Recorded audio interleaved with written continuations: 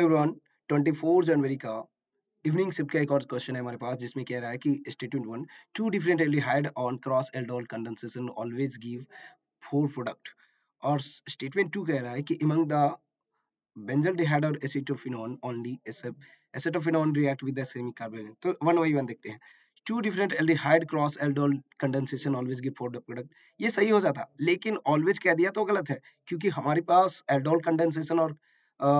condensation में cross भी बनते हैं सेल्फ भी बनते हैं तो दो तो सेल्फ हो गया दो क्रॉस हो गए लेकिन इसके साथ अल्कीन भी तो बनता है तो अल्कीन को कौन काउंट करेगा alkene is also there everyone knows that alkene is also there alkene भी बनता है तो वो अल्कीन को यहाँ पे केवल काउंट नहीं किया गया है तो अगर अल्कीन काउंट नहीं करेगा तो वो ये तो स्टेटमेंट गलत हो गया ना